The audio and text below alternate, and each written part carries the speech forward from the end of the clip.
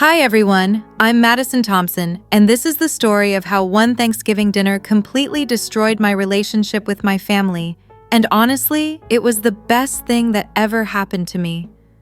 But let me start from the beginning, because this isn't just about one holiday. This is about 30 years of being invisible in my own family. I'm 30 years old and work as a UX designer for a mid-sized tech company in Palo Alto. My family looks perfect from the outside. We're that upper-middle-class Bay Area family with successful kids, country club memberships, and Instagram-worthy gatherings. But there's always been this unspoken hierarchy, and I've always been at the bottom. My sister Becky is 35 and the undisputed golden child. She's a marketing manager at a Fortune 500 company, married to Brad Harrison, who's a financial advisor with a client list full of tech executives. They have two picture-perfect kids, Emma 8 and Jake 5. Becky has built this whole Silicon Valley supermom brand on Instagram with over 15,000 followers who hang on her every post about organic meal prep, Montessori parenting, and work-life balance. Her McMansion in Los Altos Hills is worth $2.8 million and looks like it belongs in Architectural Digest. My brother Mike, 33, is the reliable, steady one. He's a software engineer at Google, yes, that Google, married to Ashley Chen Thompson, who's a pediatric nurse at UCSF. They have one daughter, Sophie, who's 6. Mike and Ashley live in a gorgeous 4-bedroom house in Mountain View that they bought right before the market exploded.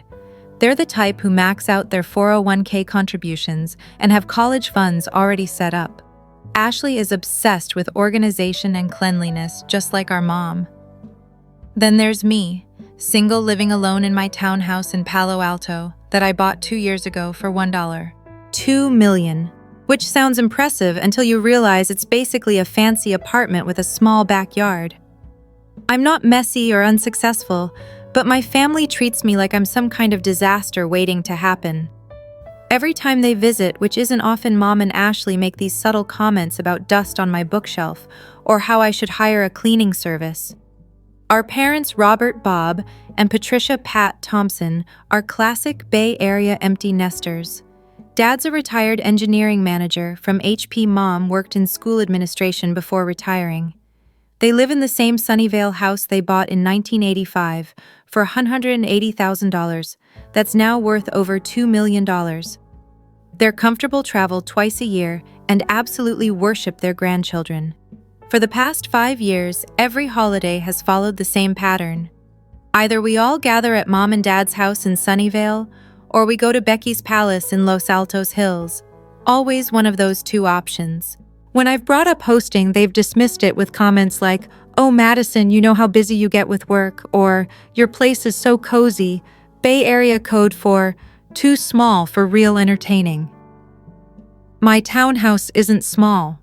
I have a dining room that comfortably seats 8 people. I have a full kitchen with granite countertops and stainless steel appliances. But somehow, it's never been good enough. Every third Sunday of the month, we have family brunch at the Palo Alto Hills Country Club. It's this whole production. Mom books the private dining room, everyone dresses up, and we pretend we're the perfect American family for 2 hours. The kids run around the outdoor patio while the adults sip mimosas and catch up on each other's lives. These brunches are where the family hierarchy really shows. Becky always has some exciting announcement. A new brand partnership, Emma making honor roll, Jake's soccer team winning a tournament. Mike shares updates about his latest project at Google or Ashley's promotion opportunities.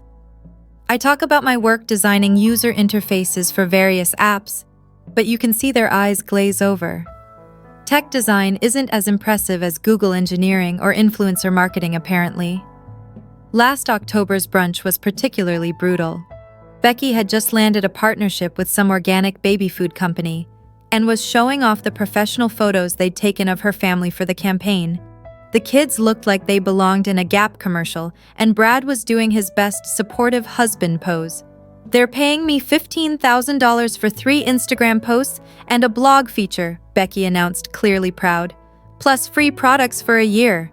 Mom practically glowed. "That's wonderful, honey. You've worked so hard to build your platform." Mike nodded approvingly. That's serious money for social media. Good for you. Ashley chimed in with questions about the contract terms and whether Becky needed to declare it as income. Even Dad was interested in the business side of influencer marketing.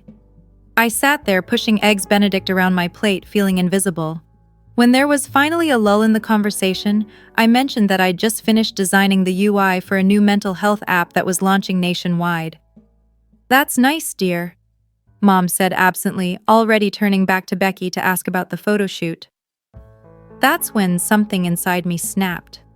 Maybe it was the third mimosa, or maybe it was 30 years of being an afterthought, but I put down my fork and said clearly, "I want to host Thanksgiving this year." The entire table went silent. Like literally everyone stopped mid-chew. Even the kids playing nearby seemed to sense the shift in energy. Mom gave me that patronizing smile she'd perfected over the years. "That's sweet, honey, but hosting Thanksgiving is a huge responsibility. It's not just cooking a turkey." "I can handle it, Mom. I've been cooking for myself for 10 years. I know what I'm doing." Becky laughed. Not a mean laugh exactly, but definitely condescending. Madison organizing a family holiday is about so much more than cooking. There's timing coordination, making sure everything comes together perfectly. I mean, I've been doing this for years and I still stress about it. "Which is why I'm asking now, 2 months ahead," I said, feeling my cheeks get warm. "I want to do this." Dad nodded slowly, but he looked like he was humoring a child. "If that's what you want to do, sweetheart. But hosting is a lot of work." None of them looked excited. They all just sat there looking at each other like they were trying to figure out how to talk me out of it without hurting my feelings. "My Thanksgiving dinners are always perfect," Becky said with this tiny smile that wasn't really a smile. "I mean, I've just had a lot of practice. Madison, you've never really organized anything like this before." That stung. "That's because nobody ever lets me try." "We're not stopping you," Mike said, but his tone suggested he thought it was a terrible idea. Mom and Dad exchanged one of those parental looks, the kind that says, "Our kid is making a mistake, but we'll let them learn the hard way." "You know what?" I said, feeling my face get hot. "Maybe the reason I've never hosted a perfect holiday is because I never get the chance to show what I can do. Maybe if someone actually gave me a shot, instead of assuming I'll mess it up, things would be different." The table went quiet again. A family at a nearby table was laughing loudly about something, making our silence feel even more awkward. Then Dad cleared his throat. "You're right, Madison. It's your turn. We'll come to your house for Thanksgiving." "Great," Becky said, but she sounded like she was agreeing to attend a funeral. "We'll be there." Mike nodded. Ashley just smiled, that polite smile she gives when she doesn't want to say what she's really thinking. After that, the conversation moved on to other things, but I could feel the weird energy in the room. Like they were all just humoring me, expecting me to call in a week and say, "Never mind, let's just do it at Becky's house like always." But I wasn't going to do that. I was going to prove them all wrong. The next 3 weeks were a whirlwind of planning and preparation. I threw myself into making this Thanksgiving perfect with the kind of energy I usually reserved for major product launches at work. This wasn't just about cooking a meal.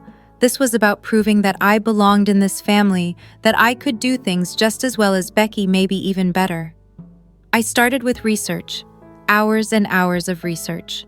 I read every food blog, watched every YouTube tutorial, and even bought 3 different Thanksgiving cookbooks. I created Pinterest boards with color-coordinated table settings and made spreadsheets with cooking timelines broken down to 15-minute intervals. I was approaching this like a project manager, because that's what works for me. The menu planning took forever. I wanted to make everyone's favorites, but also add my own special touches.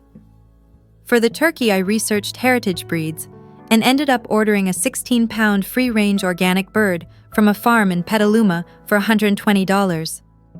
I planned to do compound herb butter under the skin, a technique I'd seen on Food Network that looked impressive. For sides, I was making 3 different types of stuffing because Ashley's gluten-free, and I wanted her to feel included. There was traditional sage stuffing, cornbread stuffing for Mike, his favorite, and a quinoa stuffing with cranberries for Ashley. I was also making Becky's famous sweet potato casserole. I'd actually asked her for the recipe months ago and practiced it twice to make sure I got it right.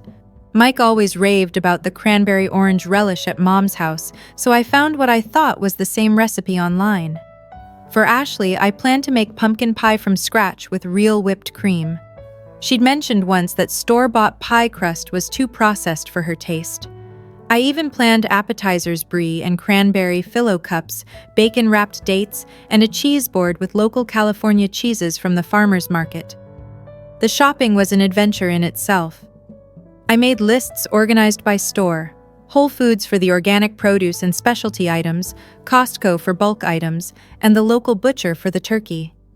I spent probably $500 total, which felt crazy, but this was important. This was my one shot to show my family what I could do. 2 weeks before Thanksgiving, I hired a professional cleaning service. I know that sounds excessive, but I wanted everything to be absolutely perfect. They came on a Wednesday and spent 4 hours making my townhouse sparkle. Every surface gleamed, every corner was dust-free, and I could practically see my reflection in the hardwood floors. Mom and Ashley would have nothing to complain about this time. I bought new everything: a cream-colored tablecloth from Pottery Barn, matching cloth napkins, new serving dishes, even a fancy autumn centerpiece with small pumpkins and fall leaves that cost $80 at Williams-Sonoma. I set out Grandma's good china that I'd inherited, but never used because I never had anyone special enough to use it for. This felt special enough. 3 days before Thanksgiving, I created a shared Google Calendar invite with all the details: arrival time, 2:00 p.m. Parking instructions, guest spots are behind the building, dietary restrictions accommodated, and even a note about bringing comfortable shoes for walking around my neighborhood after dinner. Very Bay Area, very organized, very me. I sent it to our family group chat, Thompson Tribe, along with a message: "Can't wait to host everyone. This is going to be amazing." Within an hour, everyone had responded with thumbs-up reactions and positive comments. Mom wrote, "So excited, honey." Becky posted a heart emoji. Mike said, "Thanks for taking this on, sis." Even Brad, who rarely participates in family chats, sent a turkey emoji. I screenshotted those reactions and saved them. I don't know why. Maybe some part of me already sensed I'd need proof later. The night before Thanksgiving, I prepped everything I could. I chopped all the vegetables, made the cranberry relish, mixed up the 3 stuffings, and set the table with Grandma's china and all the new accessories. I arranged the centerpiece just so, folded the napkins into little turkey shapes I'd learned from a YouTube video, and even printed out place cards with everyone's names in fancy calligraphy. I stood in my dining room at midnight, looking at everything laid out perfectly, and felt proud. Really, genuinely proud. The table looked like something out of Better Homes and Gardens. The house smelled like sage and vanilla candles. Everything was ready except for the actual cooking, and I had that timed down to the minute. I'd even planned my outfit. The blue wrap dress that Mom always says looks nice on me, paired with the pearl necklace Grandma left me. If I was going to be the hostess, I was going to look the part. Thanksgiving morning, I woke up at 6:00 a.m. sharp. I'd calculated exactly when everything needed to go in the oven so it would all be ready at the same time. The turkey would take 4 hours at 325 degrees. The stuffings needed 45 minutes. The sweet potato casserole needed 30 minutes. I had it all mapped out on a timeline I'd taped to my refrigerator, color-coded by dish. I put the turkey in at 8:00 a.m. after stuffing it with fresh herbs and rubbing compound butter under the skin. By 9:00 a.m., my kitchen smelled incredible. I did my hair and makeup while the turkey roasted, put on my blue dress, and even set up a ring light in the dining room for the inevitable family photos. At 11:00 a.m., I posted a pre-party photo on Instagram, me in my kitchen wearing an apron over my dress, with the perfectly set table visible in the background. The caption read, "Ready to host my favorite people, first time hosting Thanksgiving, and I couldn't be more excited. Family first, #grateful, Thanksgiving, host." The likes started coming in immediately from coworkers, college friends, and distant relatives. Sarah from my high school commented, "Your table looks amazing. Lucky family." My neighbor Mrs. Chen wrote, "Beautiful setup. Have a wonderful day." By noon, the house smelled like a magazine photo shoot. I'd made fresh whipped cream for the pies, warmed up artisanal dinner rolls from the bakery, and arranged everything in the fancy serving dishes. The turkey was golden brown and looked exactly like the ones in cooking magazines. At 1:30 p.m., I did a final check. Table set, perfect. Food ready. Almost everything done, just waiting for the final dishes to finish. House clean, spotless. Me looking good. Check. I even lit some fall-scented candles to make everything extra cozy. I updated our family group chat. Everything's ready. Can't wait to see everyone at 2. Then I sat down to wait. 0 p.m. came and went. No doorbell. No car pulling into my driveway. No text messages saying they were running late. In my family, someone is always running late, but they always communicate about it. Always. We're obsessive about keeping each other updated. It's part of being a Bay Area family where everyone's schedule is packed and traffic is unpredictable. By 2:15, I started checking my phone every 30 seconds. Maybe they were stuck in traffic. Thanksgiving Day traffic can be weird even for local drives. But Google Maps showed normal traffic patterns from both Sunnyvale and Los Altos Hills to my place in Palo Alto. At 2:30, I walked to my front window and looked out at the guest parking area. Empty. I checked the street in case they'd parked there instead. Nothing. The turkey was done and resting under foil. The stuffings were warming in the oven on low. The sweet potato casserole was perfectly golden with its mini marshmallow topping. Everything was ready and waiting, getting cold. At 2:45, I texted the family group chat, "Hope you're all on your way. Food's ready and I'm excited to see everyone." No responses, not even read receipts, which was weird because we all have iPhones and usually see when messages are read. By 3:00 p.m., I was starting to feel genuinely worried. This wasn't like my family at all. Even if they were running late, someone would have called or texted. Mom is compulsive about communication. Becky lives on her phone. Mike checks messages constantly because of work. I called Mom's cell phone. It went straight to voicemail. "Hey Mom, it's Madison. Just wondering if you guys are on your way. I'm getting a little worried since I haven't heard from anyone. Hope everything's okay. The food's ready whenever you get here." I tried to keep my voice light and cheerful, but there was definitely a note of anxiety creeping in. I called Dad next. Voicemail again. By 3:15, my hands were starting to shake a little. I called Becky's cell. Voicemail. I called the house phone at Mom and Dad's. Voicemail. I tried Mike's number. Straight to voicemail. This was beyond weird. This was genuinely frightening. In a family of phone addicts, having everyone's phone go to voicemail simultaneously only happens if there's an emergency. Had there been an accident? Was someone in the hospital? I started pacing around my kitchen, checking my phone every few seconds for messages that weren't coming. The beautiful meal I'd spent days preparing was sitting there getting cold while I spiraled into increasingly panicked scenarios. At 3:30, I was seriously considering driving to Mom and Dad's house to make sure everyone was okay. Maybe there had been some kind of family emergency, and in the chaos, they'd forgotten to let me know. Maybe Grandpa had another health scare. Maybe one of the kids was sick. But just as I was grabbing my car keys, my phone buzzed with a notification. Instagram. Becky had posted new photos. My heart stopped. I opened the app with trembling fingers, and there they were. All of them. Every single person who was supposed to be sitting at my dining room table. Mom and Dad smiling and relaxed in their Thanksgiving outfits. Mike and Ashley with Sophie on Ashley's lap.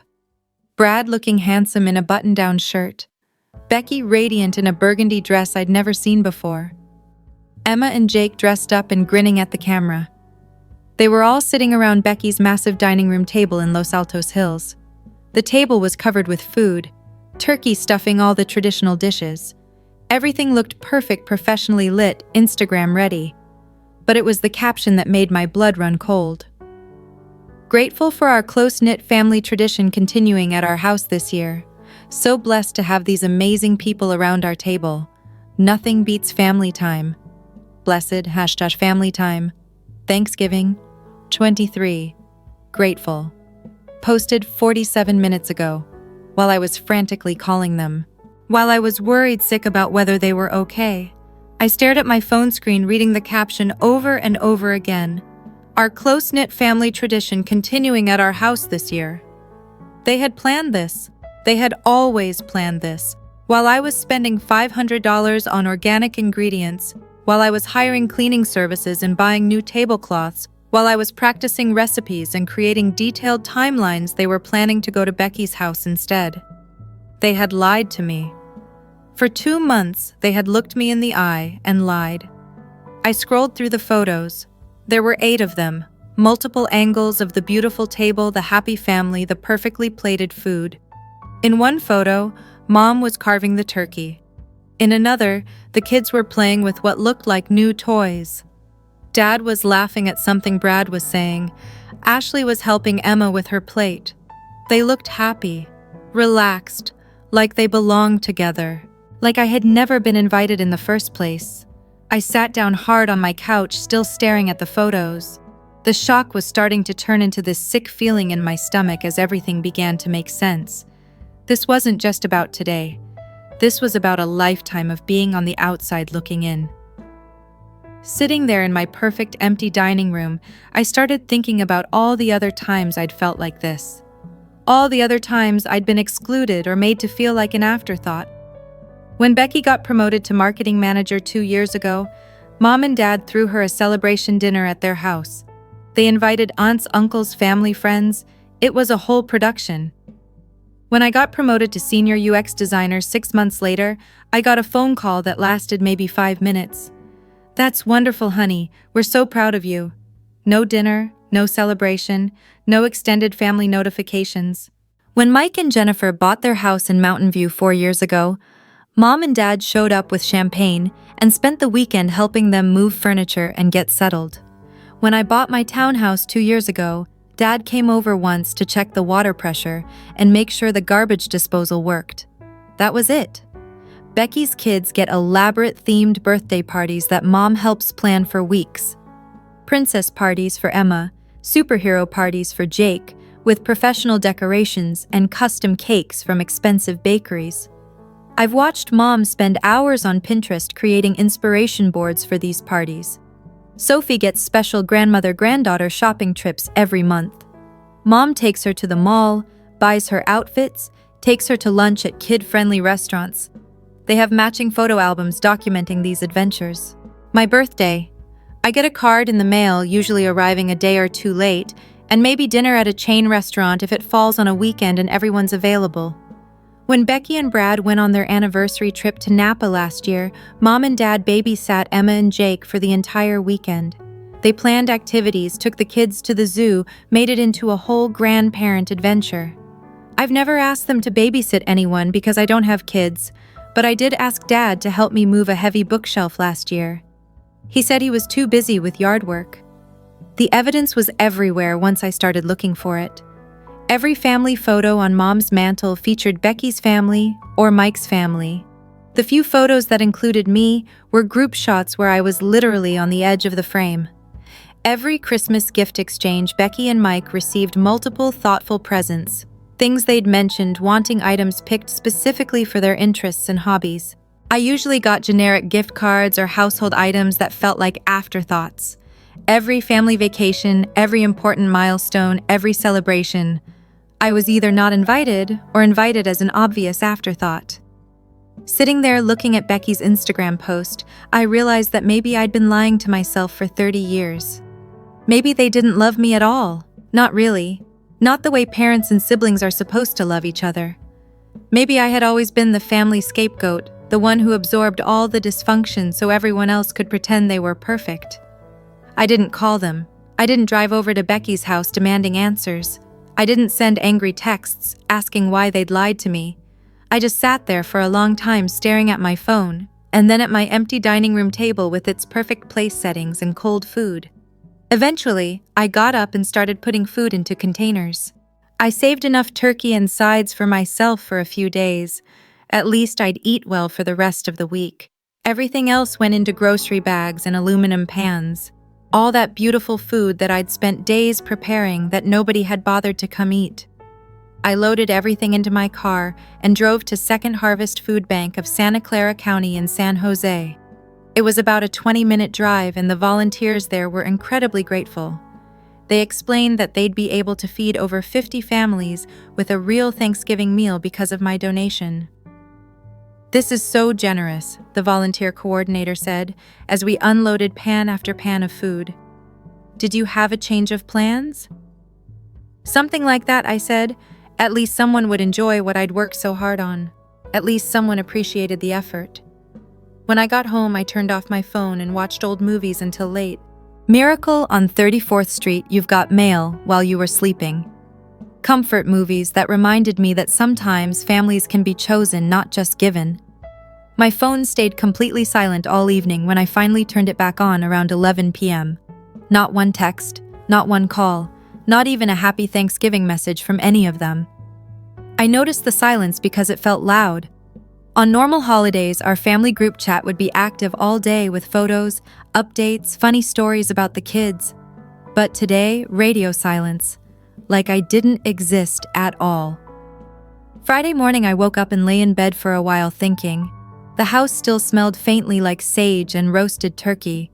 The dining room table was still set with Grandma's china, though I'd blown out the candles and put away the food. I felt different. Not exactly angry, not exactly sad. More like I'd finally seen something clearly that had been blurry my whole life. I picked up my phone and called my boss, Jim. "Hey, Jim, I need to take some vacation time. 2 weeks starting Monday, if that's okay." "Madison?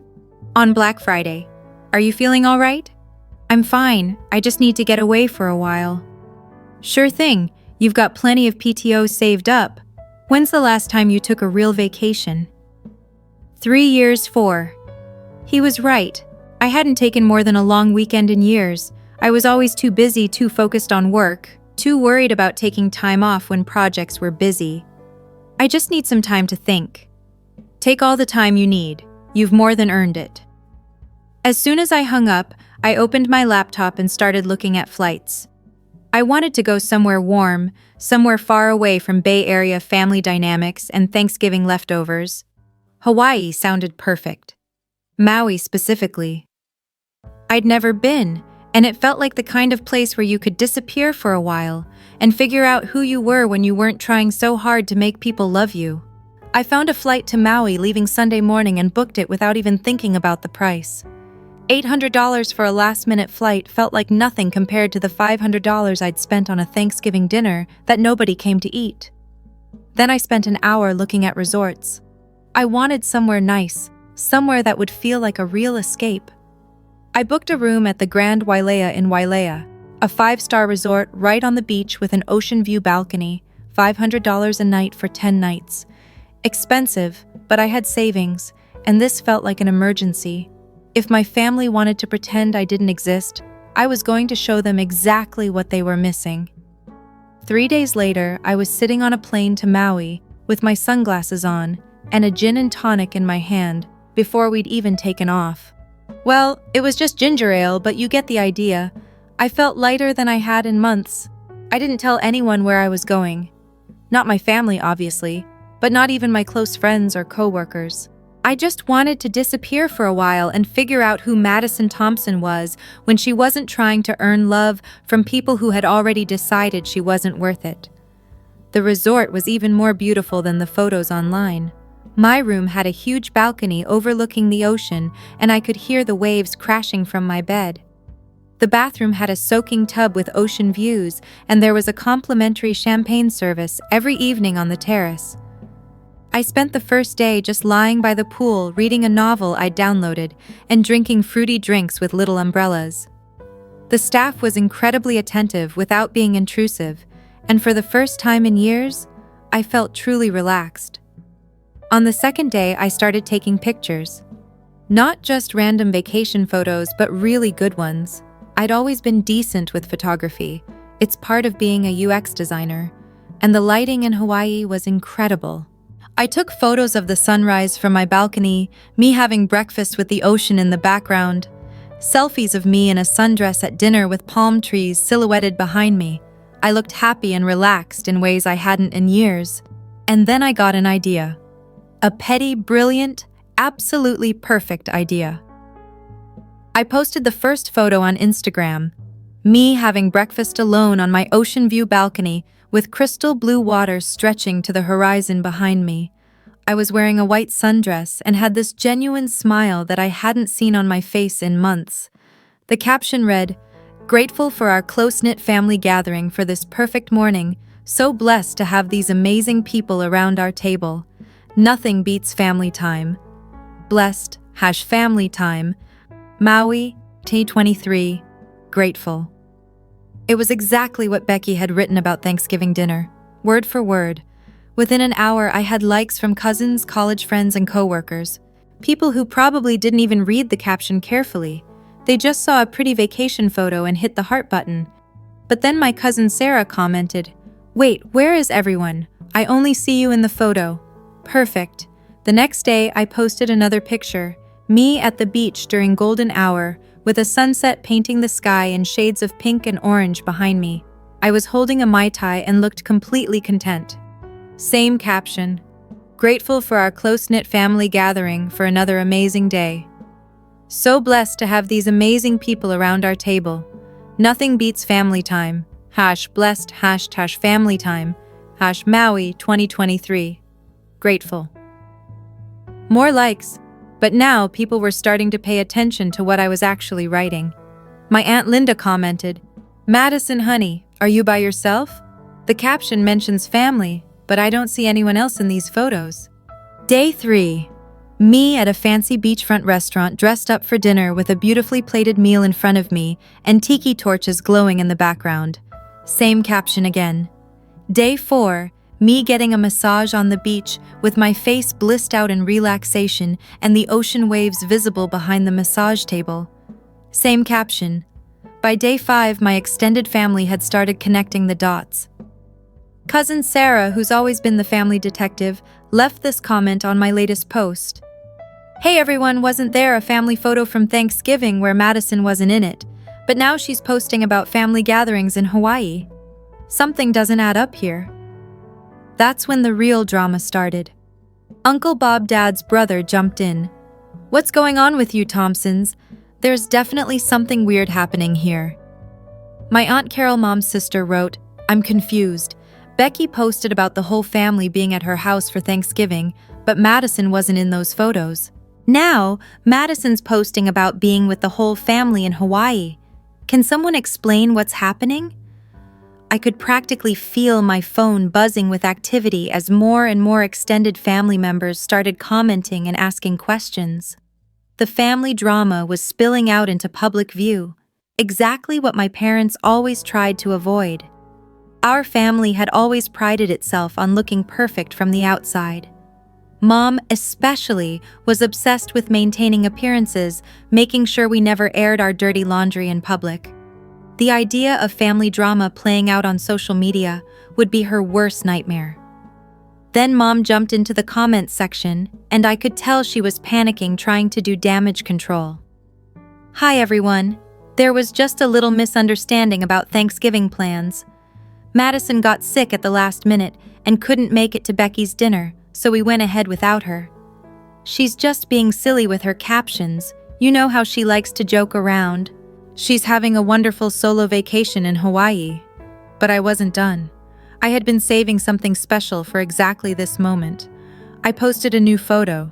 Not of me having fun in paradise, but the picture I'd taken on Thanksgiving Day before I donated all the food. My dining room table perfectly set with Grandma's china, the fancy centerpiece cloth napkins folded into turkey shapes, and all that food laid out beautifully. But every single chair was empty. The table looked so sad and abandoned. You could feel the loneliness and disappointment just looking at it. The carefully planned perfection made the emptiness even more heartbreaking. The caption read, "The real story of my Thanksgiving dinner. Set for 8, attended by 0. The whole family that promised to come but chose somewhere else instead. Thanksgiving. Truth Mempage family first #grateful. Within minutes, that post exploded. The comments started flooding in faster than I could read them. Oh my God, Madison, I'm so sorry. This is heartbreaking. What kind of family does this to someone you went to all that trouble and they just didn't show up? This makes me want to cry. You can see how much effort you put into everything. My Aunt Linda wrote, I've suspected for years that something was off with how Madison gets treated in this family. This just proves it. Uncle Bob was furious. This is absolutely unacceptable. You don't promise to attend someone's dinner and then no-show. Basic human decency. Cousin Sarah posted, I'm driving down from Sacramento next Thanksgiving to eat at Madison's table. This is ridiculous. Then Becky showed up in the comments and I could tell she was angry. Madison, you're being way too dramatic about this. We never actually promised we'd come to your house. You're blowing this whole thing out of proportion and making our family look bad on social media. This is really unfair. I stared at Becky's comment on my phone screen, sitting on my hotel balcony in Maui with the ocean breeze making my hair dance around my face. We never actually promised we'd come to your house. Never actually promised. I screenshot her comment in the family group chat where Dad had literally said, You're right, Madison, it's your turn. We'll come to your house for Thanksgiving. I posted both screenshots as a new Instagram story with no caption. Just the evidence. Within 10 minutes, Becky had deleted her comment. But the internet is forever, and Aunt Linda had already screenshot it too. Too late for damage control now, she commented on my empty table photo. We all saw what she wrote. My phone started ringing. Mom's number. I let it go to voicemail, then listened to the message while sipping a piña colada and watching the sunset paint the sky in shades of orange and pink. Madison, honey, please call me back. This is getting out of hand. You're embarrassing the whole family with these posts. People are saying terrible things about us in the comments. This isn't like you to be so vindictive. Please, let's talk about this like adults. Vindictive. That was rich. I posted another photo, me raising my piña colada toward the camera with the gorgeous Hawaiian sunset behind me. The caption read, Cheers to being vindictive enough to finally tell the truth. #vindictive. Vacation, truth-telling, best Thanksgiving ever. The likes and supportive comments kept pouring in. Friends from college coworkers, neighbors, distant relatives, everyone was rallying around me. People started sharing their own stories of family exclusion and manipulation in the comments. It became this whole thread of support and validation that I'd never experienced before. But then things escalated in a way I hadn't expected. Dad called next. His voicemail was different, angry instead of pleading. Madison, this needs to stop right now. You're 30 years old, not 13. This social media tantrum is inappropriate and hurtful. Your mother is crying. Becky's kids are asking why people are saying mean things about their family online, and you're making us all look like monsters. Whatever problems you think we have can be discussed privately, like a family. Call me back immediately. A tantrum. 30 years of being ignored, dismissed, and excluded, and speaking up about it was a tantrum. That night, I got a long text from Mike. Madison, I stayed out of this because I hoped you'd come to your senses, but this has gone too far. Ashley showed me all your posts and the comments, and people we work with are seeing this stuff. You're damaging our family's reputation over something that was probably just a misunderstanding. Yes, maybe we should have communicated better about Thanksgiving, but the way you're handling this is cruel and vindictive. Mom and Dad don't deserve this public humiliation. Please delete the posts and call them so we can work this out privately. Cruel and vindictive. There was that word again. I screenshot Mike's text and posted it with the caption, When telling the truth about how your family treats you is called cruel and vindictive, you know you've been dealing with gaslighting your whole life. The next morning, I woke up to 47 missed calls and 23 text messages from various family members. But there was one message that stopped me cold. It was from Grandma's sister, my great-aunt Helen, who was 89 years old and rarely used technology. Someone had obviously helped her send it. "Sweetheart, your cousin Tom showed me what's happening on the computer. I want you to know that your grandmother always worried about how they treated you. She saw it too. She loved you so much and always said you had more spine than the rest of them combined. She would be proud of you for standing up for yourself. Don't let them convince you that you're wrong for expecting basic respect. Love, Great Aunt Helen." I sat on my balcony and cried for the first time since this whole thing started. Not sad tears, but tears of relief. Someone else had seen it. Someone else had known. That afternoon, I got a call from an unknown number with a Bay area code. I almost didn't answer, but something made me pick up. "Madison. This is Jennifer Mills from Channel 7 News. We've been following your story on social media, and we'd love to interview you about family dynamics and holiday expectations. Would you be interested in speaking with us when you return from Hawaii?" "I'm sorry, what? Your story has really resonated with people. We've gotten dozens of calls from viewers asking us to cover it. The way your family excluded you from Thanksgiving after you'd prepared everything, it struck a nerve with a lot of people who've experienced similar treatment. My personal family drama was becoming news, actual news. I need to think about it. Of course, here's my number. The story is already out there and it's growing. We'd rather tell it with your voice than without it." After I hung up, I looked at my Instagram. The post with the empty table had over 5,000 likes and 800 comments. It had been shared to Facebook groups, Twitter, TikTok. Someone had even made it into a meme with the caption, "When you realize your family's love was as empty as these chairs." My story was viral. But more importantly, my phone had finally stopped buzzing with calls from my immediate family. Radio silence again, just like Thanksgiving Day. Apparently, when the whole world was watching, they decided I wasn't worth the effort either. I spent the rest of my Hawaii vacation in peace. I took surfing lessons, went snorkeling, got a massage every other day, and ate incredible food at restaurants where the servers actually seemed happy to see me. I made friends with other solo travelers, and for the first time in my life, I experienced what it felt like to be around people who enjoyed my company without any conditions or expectations. On my last night, I posted one final Hawaii photo. Me at the luau surrounded by new friends I'd made during the week, everyone laughing and having an amazing time. The caption read, "Turns out family isn't about blood, it's about who shows up." Thank you to everyone who showed up for me this week, both in person and online. This has been the most healing Thanksgiving week of my life. The flight home was bittersweet. I was returning to my real life, but I was also returning as a different person.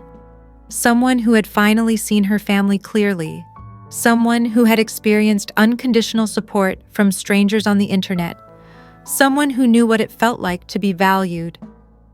When I landed at SFO, I had a text from my neighbor, Mrs. Chen. "Welcome home, dear. I saw your posts. Good for you. There's a package by your door. Looks like flowers." The flowers were from my cousin Sarah.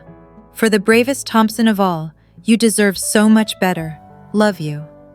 There were also flowers from co-workers, college friends, and even some from people I'd never met who had followed my story online. My front door looked like a memorial site, but instead of mourning someone who had died, I was celebrating someone who had finally come alive. I never called my parents back. I never responded to Mike's texts or Becky's increasingly frantic Instagram DMs. I didn't delete any of the posts. Instead, I did the interview with Channel 7 News when they asked again the following week.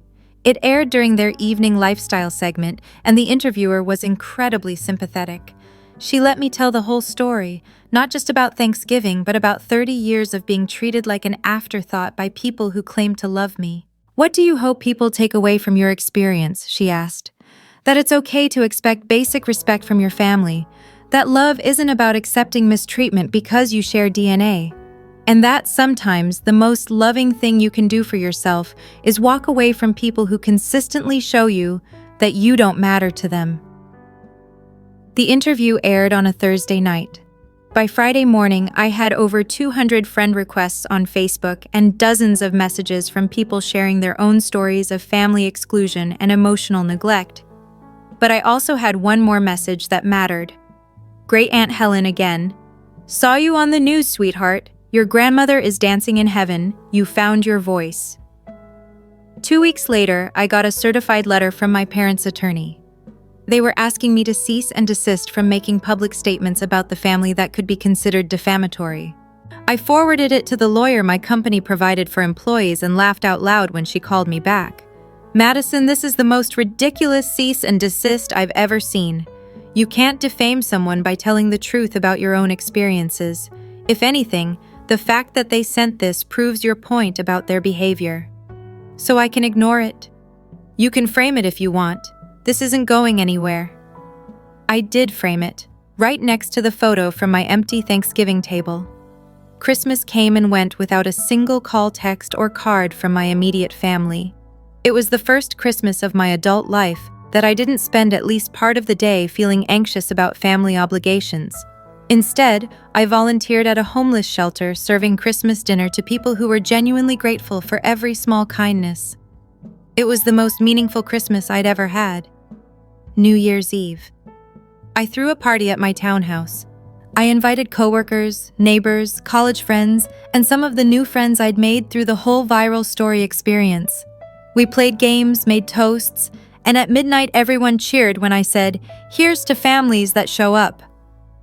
The party was everything my Thanksgiving dinner was supposed to be, full of laughter, appreciation, and people who genuinely wanted to be there. In February, I got promoted to principal UX designer with a $25,000 raise. My boss Jim mentioned that the way I'd handled the family situation with such grace and dignity had really impressed the leadership team. "You showed a lot of emotional intelligence and resilience during a difficult time," he said during my review. That's exactly the kind of leadership quality we want to develop in our senior staff. My family drama had actually helped my career. In March, I started dating someone I met through a friend of a friend, a software engineer named David who worked at a startup in San Francisco. On our third date, I told him the whole Thanksgiving story. "So your family just didn't show up after you prepared everything?" "Yep." "That's insane. My family's not perfect, but we'd never do something like that to each other." "Most families wouldn't. I just got unlucky in the parent lottery." "Their loss," he said, reaching across the table to squeeze my hand. "You seem pretty amazing to me." 6 months later, when David met my chosen family, the friends who had become my real support system, he fit right in. At my birthday party in July, surrounded by people who had shown up for me consistently, he raised his glass and said, "To Madison, who taught all of us that family is about who you choose, not who you're stuck with." Everyone cheered, and I felt more loved and valued than I ever had growing up. That fall, as Thanksgiving approached again, I got exactly one message from my immediate family. It was from Mom. "Madison, I know it's been a difficult year, but we're hoping you'll join us for Thanksgiving at Becky's house. It's time to put all this behind us and be a family again." I read it 3 times, and then I deleted it without responding. Instead, I sent a message to my chosen family group chat. "Friendsgiving at my place this year. I promise I'll actually show up." The responses came flooding in immediately. "Wouldn't miss it. I'll bring pie. Can't wait. You're the best hostess ever." This Thanksgiving, my table was full. 12 people who chose to be there, who appreciated the effort I put in, who laughed at my jokes and helped clean up afterward. We went around the table sharing what we were grateful for, and when it was my turn, I said, "I'm grateful for learning the difference between people who say they love you and people who actually show up." Everyone raised their glasses, and David, who was seated next to me, whispered, "Best Thanksgiving speech ever." As I looked around my dining room table, the same table that had sat empty and heartbreaking a year ago, I realized that losing my family of origin was the best thing that had ever happened to me, because it taught me that I deserved better, and it led me to find people who agreed. I never spoke to my parents, Becky or Mike, again. I heard through Aunt Linda that they told everyone I'd had some kind of mental breakdown and that they were giving me space to heal. I heard through the same source that Becky's Instagram influencer career took a hit when brands started associating her with the family that abandoned their daughter on Thanksgiving. Apparently, family values companies don't love being connected to viral stories about family cruelty. I heard that Mom still cries sometimes about losing Madison, but has never once acknowledged that she chose to lose me. I don't feel bad about any of it. David and I got engaged last month. When people ask about my family not being involved in the wedding planning, I just smile and say, my real family will all be there. And they will be. Every single person who has consistently shown up for me over the past 3 years will be celebrating with us. My great-aunt Helen, now 91, will be giving me away. When I asked her, she cried and said, "Your grandmother would be so proud of the woman you've become." The wedding invitations read, "Madison Thompson and David Kim request the pleasure of your company as we celebrate love-chosen family and the courage to build the life you deserve." My story went viral because it wasn't really my story. It was the story of everyone who has ever been made to feel like they don't matter by the people who were supposed to love them unconditionally. But here's what I learned. You can't control how other people treat you, but you can control whether you accept it. I stopped accepting it, and that changed everything. Story 2 for the holiday season. A mug that claimed I peaked in the womb was given to me. A new automobile was given to my sister. I grin as I thank them. On the way home, I then made one phone call. 3 days later, my parents were being questioned by police, and my sister's automobile was gone. I wish I could claim that when I opened it, I was taken aback. I wish I could say that the mug surprised me, that I searched about for the true present after laughing politely. However, no. I saw the blocky lettering as soon as I pulled aside the wrapping paper. I had a look into the womb. My stomach gave a small nod, saying, "Yep, that tracks." Like I was on some low-budget game show called Guess Who's Still the Family Punchline, I held it out for everyone to see. My mother laughed. My father grinned with pride. "You've always been that theatrical," my sister Kaylee observed, tilting her head. Provided an explanation. I gave a silent smile. The sort that is socially acceptable in family pictures and hostage situations, not the kind that reaches your eyeballs. Kaylee then unwrapped her present. When the camera pans up to a string quartet in a movie, do you remember how everything goes slow-mo and sparkles? This was it. However, it was my parents giving Kaylee a pair of vehicle keys wrapped up in a red satin bow rather than a passionate proposal or a soldier coming home. As if she hadn't known previously, she cried, "Oh my God." As if this hadn't been practiced, or if they hadn't previously hinted at the major surprises on Facebook. She squealed as she hurried outdoors in her little heeled heels, saying, "No way, no way, no way." I repeatedly trailed behind. I didn't want to see the automobile. I wanted to be sure I wasn't having hallucinations, and there was anything new, even though I already knew it would be ridiculously impossible. The dealer tax was still in effect, silver glossy and sleek. I believe it was an Audi, but I can't be certain since the ridiculousness of it caused me to momentarily lose consciousness. Mom put her hand on my arm and murmured, "She needs something safe for job interviews." As if I ought to be proud, as if I ought to be thankful. You mean this made sense because Kaylee was suddenly the face of job development after quitting 2 internships in 3 months due to their premature nature. Everyone was raving over the automobile, so I looked down at my cup once more, still in my hand, still real inside over cinnamon buns and mimosas that I had cooked. Dad mentioned making investments for the future. Kaylee might finally stop using her car and damaging the bumper, Mom joked.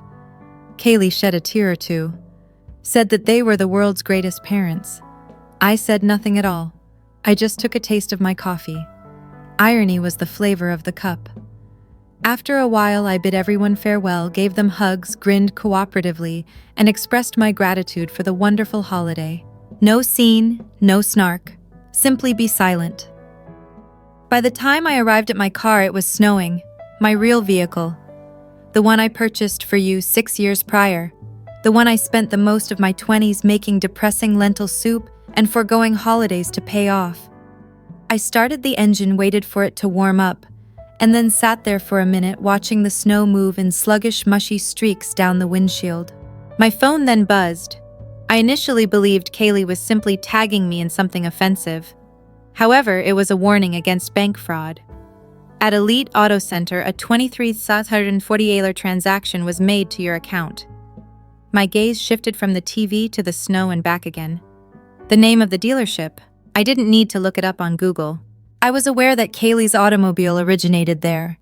The framing of the license plate reminded me of it: Elite Auto Center silver Audi, $23,000. My mouth became parched. I examined the card after opening my banking app. Not my primary one, not the same one I use for petrol and groceries. The other one I gave my parents access to the just-in-case card years ago so they would have peace of mind in case of emergency. Because what if something happened and they needed help, my mother said. Kaylee apparently qualified as an emergency because she had to look professional for her interview at pricey juice bars. Not even my heart raced. The strange thing was that I didn't perform a U-turn and barge back into their living room, nor did I yell or weep. They handed me a drink while I sat there staring at the $23,000 for a car that I had purchased with my card. As the snow turned the scene into a gentle, muted haze, I drove home in solitude. I stopped at a gas station somewhere between miles 7 and 12, turned off the engine, blocked them from accessing my bank account, froze the card, logged out of all joint payment portals, and stopped the monthly transfer I had been making to them to help with the mortgage for the previous 2.5 years. I was never asked to pay for it. They just stated that things were tight technically. I proposed after Dad's operation. They agreed to it. They always do. I didn't give them a call. What should I have said? When the dealership calls, I want to know why you gave my sister's car and me a joke after committing credit card fraud. When the next mortgage payment fails, let them be perplexed. Let them ponder. I phoned one number and checked my messages. Not Dad, not Mom, not Kaylee, fraudulent services. Hello? When someone replied, I said, an unlawful charge has to be reported. It wasn't until the cup fell from my lap and onto the car's floor that I realized I was still holding it. It remained intact. Naturally, it didn't. That kind of thing never breaks when it should. I was awake earlier than the sun the next morning, despite the fact that I had hardly slept. The cup remained perched on the counter as if it desired recognition. I kept my hands off of it. I just stood there for a long, thinking how many times you have to be deceived before the pain ultimately goes away, while I watched the snow fall sideways outside my window. When I reopened my banking app, I thought perhaps there had been an accounting error, but there was no USD 23,648 from Elite Auto Center. As clear as day. Bold typeface. I'm not sorry. I drank from my broken green cup, which I had obtained during a college campus fundraiser. It's mine, even though it's ugly, malformed, and has a fractured handle. I used my tip money from working 2 shifts to pay for it. I haven't lost anything because of it. I couldn't stop thinking about how many times I had aided them. Quiet stuff. Things they always anticipated but never explicitly asked for. For example, following Dad's surgery, Mom suggested that the mortgage was getting tight. I volunteered to assist. Only if it's not too much trouble, she said. However, after it established a pattern of paying $600 on time each month like clockwork, they never instructed me to stop. I also previously paid Kelly's parking fines. Back then, she still owned her old automobile, which she neglected until it broke down entirely. When her registration was flagged, she sobbed because she had forgotten about the tickets, said that it was destroying her life. At 2 a.m., I made my online payment and received no gratitude at all. A week later, a Venmo request was made for nails prior to the interview. I considered giving them a call and giving them a 24-hour window to return the automobile, but I knew precisely how it would work out. Mom would cry, "Let's all relax," Dad would remark in a neutral tone. Kaylee would simultaneously act perplexed and outraged. "Thank you, but no." Rather, I dressed, picked up my coat, and went behind the wheel. As usual, their house had the same appearance. Half-lit fake reindeer on the grass and beige siding. After parking across the street, I waited for the engine to cool off before getting out. My hands remained still, but I felt a stinging sensation in my chest. Mom, dressed in her Christmas robe, opened the door. "Oh," she blinked. "Sabrina, I didn't anticipate it." I responded, "I know you used my credit card." As simple as that. No idle chatter, no hugs, just the facts, directly between the eyes. After becoming pale for a moment, she grinned as if I had messed up my line and we were performing in a play together. Enter. The temperature is icy. Still smelling of gingerbread and pine, I entered the living room. The floor was littered with pieces of wrapping paper. Kelly's automobile keys bow was affixed to the fireplace's side. Like any other morning, Dad was reading the paper while lounging on the couch. "Is everything all right?" Without looking up, he asked. He bought Kelly a vehicle using my emergency card. $23,000, I said. He was interested in that.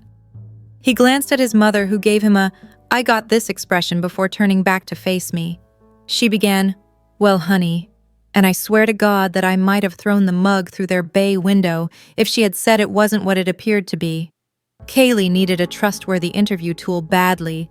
The bus system here is terrible, as you are aware. Dad flinched when I laughed so loudly. "Is that how you explain it? Because Kaylee dislikes public transit, you stole from me. It isn't theft."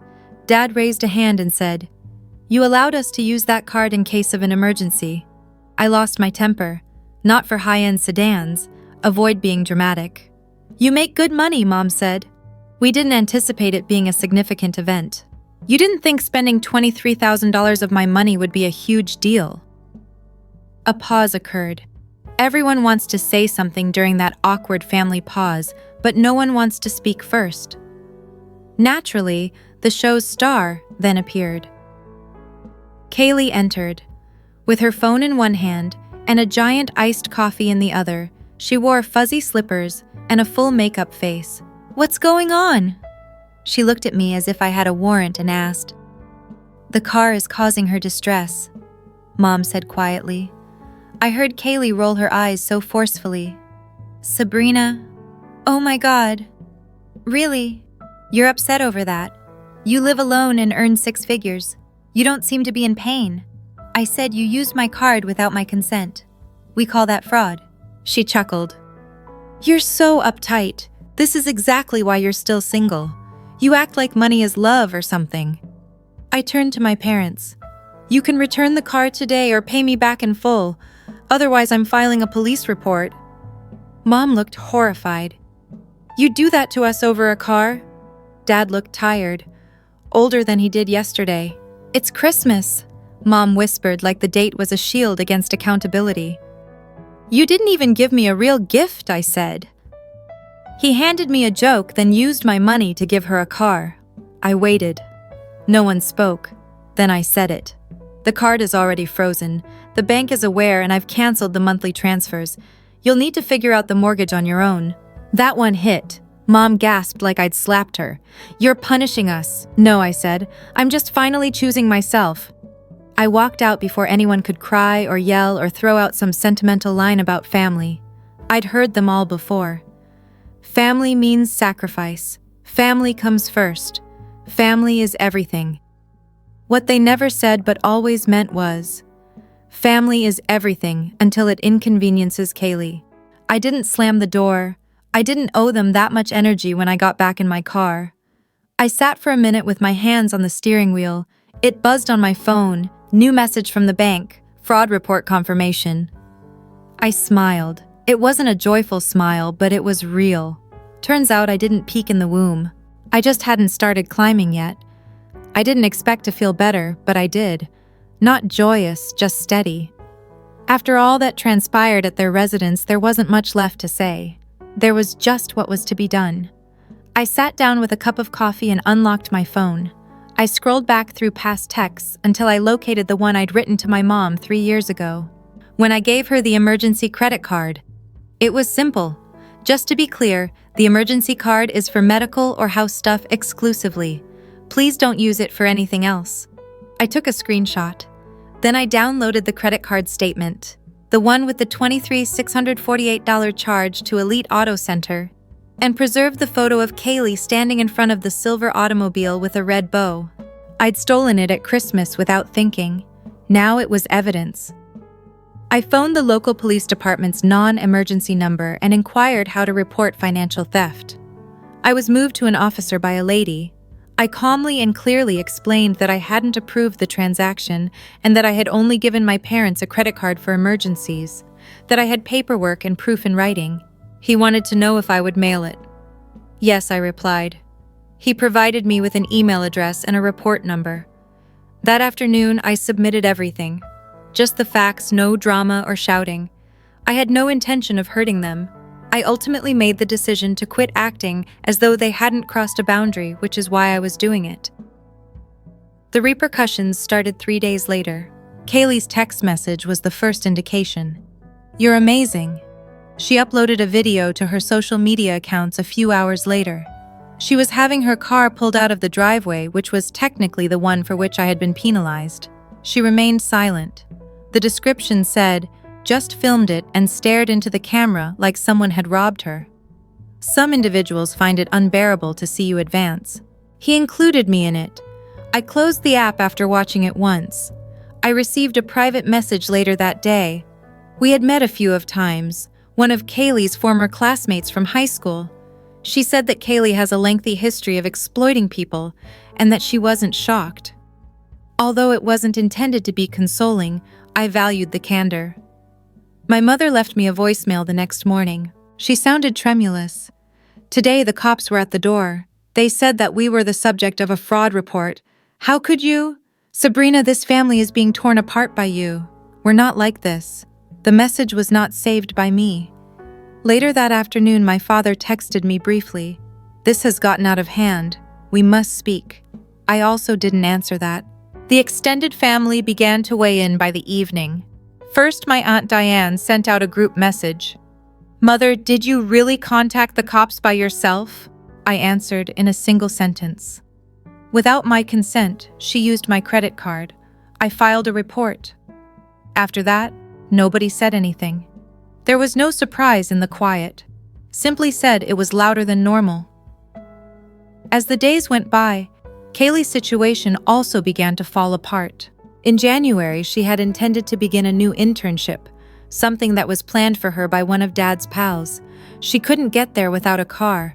They dropped her after she skipped the first few days. I was envious, resentful, and harsh, but she claimed online that I had destroyed her life. She didn't mention that she used my money without asking. My former bank sent me a notice in the interim. Logging into the shared mortgage portal had been attempted. He had already shut down my mother. All she would have noticed would have been a login problem. A link to the listing was sent to me a few weeks later. The owner of their home put it up for sale. They used their phones to snap the dimly lit pictures. I knew it was the same living room where they offered me a mug and gave Kaylee the vehicle keys. I clicked on each image. I was not arrogant. It didn't satisfy me. I was satisfied. I finished explaining.